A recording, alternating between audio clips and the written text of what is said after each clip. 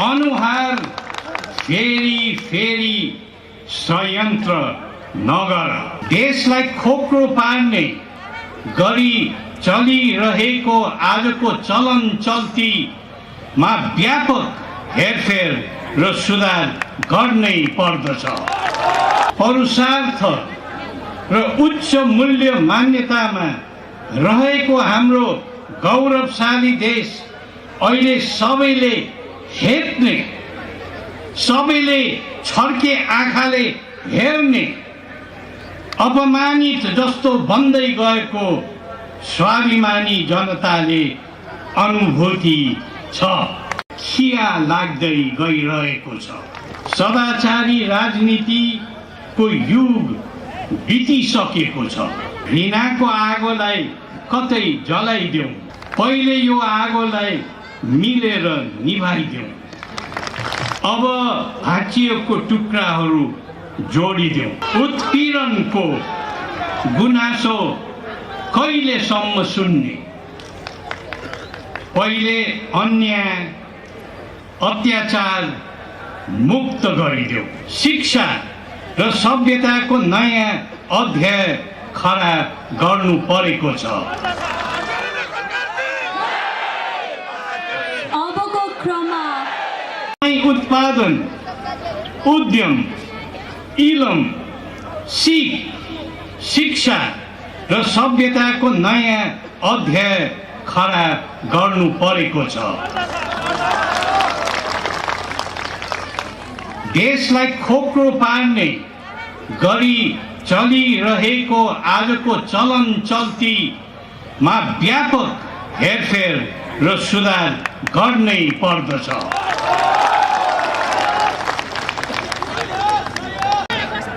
प्रतिभाको महान निवास हो। वीरता, पराक्रम, पुरुषार्थ र उच्च मूल्य मान्यतामा रहेको हाम्रो गौरवशाली देश अहिले सबैले हेप्ने, सबैले छर्के आँखाले हेर्ने, अपमानित जस्तो बन्दै गएको स्वाभिमानी जनताले अनुभूति छ। माथि आज खिया लाग्दै गइरहेको छ। हामी झन् परावलम्बी, परनिर्भर बन्दै खिँदै जानु कि मार्थ पनि राम्रो होइन। सदाचारी राजनीतिको युग बितिसकेको छ। हामी चिसो बहानामा बाँचिरहेका छौँ।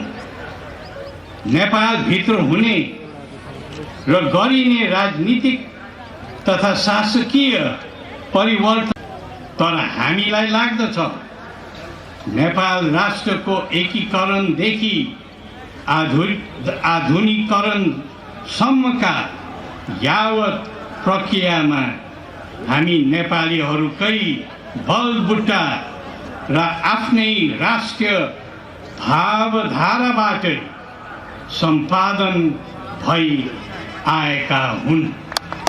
एकै ठाउँमा उभो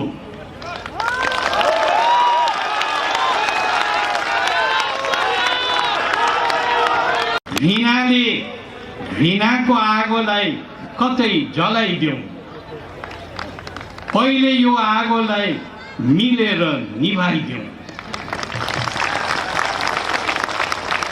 भाग्यको सीमा हुँदैन, हुनु पनि हुँदैन। अब भाँचिएको टुक्राहरू जोडिदेऊ।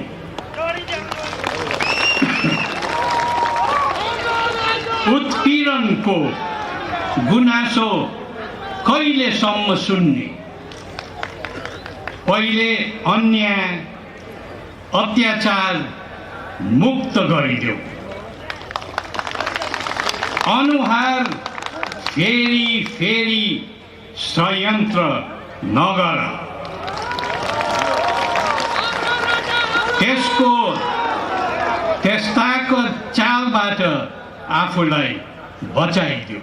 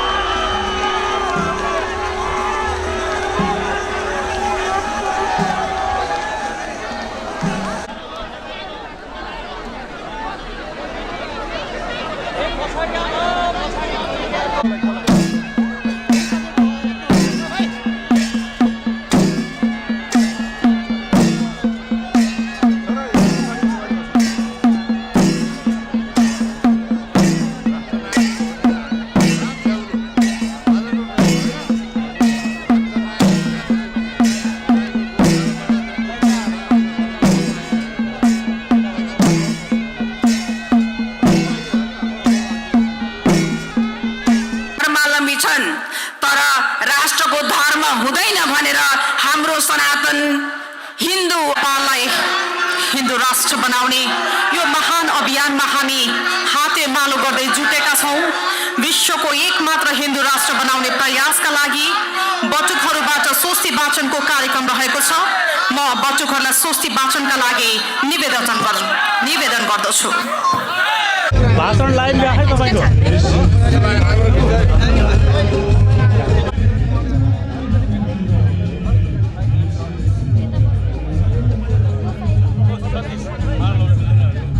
सामान्य शिष्टाचारको हेक्का पनि राख्न नसक्ने अवस्थामा हाम्रो समाज पुगेको छ। विश्वका 157 राष्ट्र इसाई धर्मावलम्बीका नेपाल र नेपालीका लागि 2 पल्ट श्रीपेश लगाउनु परेको बाध्यता हामीले मात्रै होइन, हाम्रो इतिहासले पनि कहिल्यै बिर्सने छैन। अहिले देश फेरि सङ्कटको मोडमा छ र सङ्कटको बादल मडारिरहेको छ।